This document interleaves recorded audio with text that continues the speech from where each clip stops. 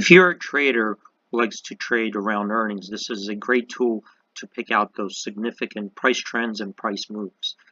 Here I'm using Netflix as an example, and before I get into the table below, what I'd like to do is point out these two insights that the system detected using the data from the table.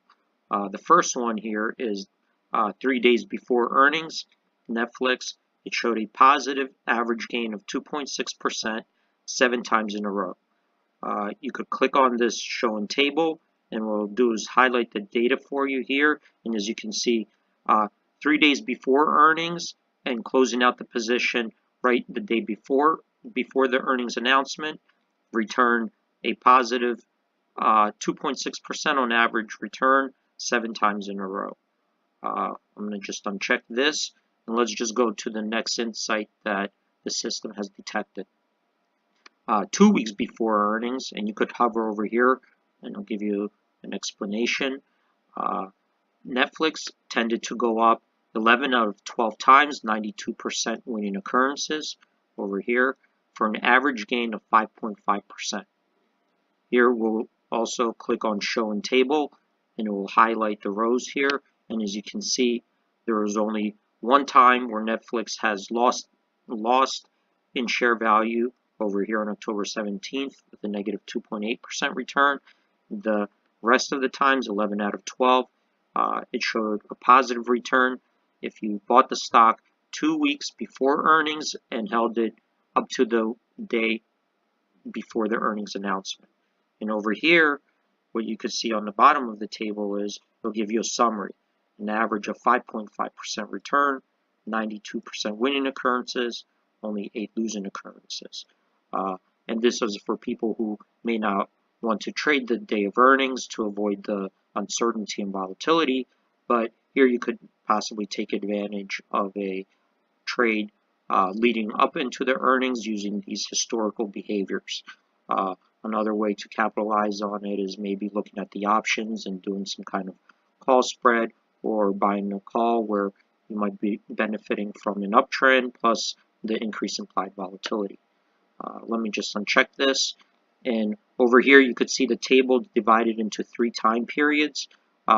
This is before earnings, not including the day of earnings. The next column is day of earnings, and we divided it up into these different metrics here. One here shows you the opening gap, just to get an idea of how the stock tends to gap up or down and by how much. Here Netflix shown that on average it had a positive gap for an average of 3.5%, 67% of the time. 33% it has a negative gap. Another column here is the movement from the opening to the high of the day, and the movement from the opening to the low of the day. And this last column over here, day of earnings, that's shown what the stock did, how it drifted. Did it tend to drift up or down from the opening to the close of the day? Here it's not showing anything significant right here. On average, however, 58% of the time it did tend to drift lower towards the end of the day. Over here, this column shows you the total return on average for all the 12 periods of earnings. If you hover over, you get some extra data letting you know the 2 days around earnings, before and after, what the stock did, the volume, open, high, low, close as a reference. Moving to the next time period after earnings, this is the time period where it does not include the earnings, but what did the stock tend to do after the earnings? Did the crowd tend to get out of the stock, and did it tend to drift higher, lower, or nothing significant? Over here, we're showing on the bottom statistics. We don't see anything significant, mostly 50-50. And this last column here, it allows you to change the date range to custom. So let's say you just decided to wait 3 days after earnings and avoid all the uncertainty during or prior to earnings, and buy it, get the stock 3 days after, hold it till 1 week after, recalculate it, and it'll show you the statistics here. 67% of the occurrences have been negative for an average loss of 0.2 of 1%. Moving down to read the rest of the table here, these were the simple average returns for all these periods and divided into positive and negative occurrences. Then for options traders, this might be important. It shows the absolute average returns. It converts all the returns to positive and takes the average to get a sense of what the stock has moved. So here you can see Netflix has been pretty volatile. The average absolute move has been 10.1%. The maximum move is 19%. Minimum move is 0.1%. Here you can see the average gap move.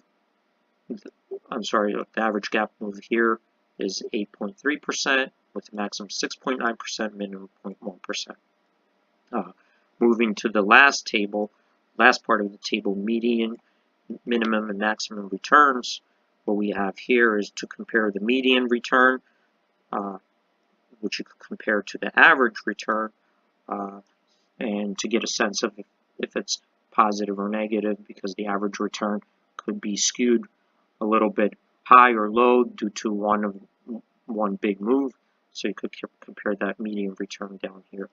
This also gives you the maximum positive move and maximum minimum negative move in that time period to get that range of movements. So that is pretty much it for this table. Well, thank you for listening, and hope you enjoyed the tutorial.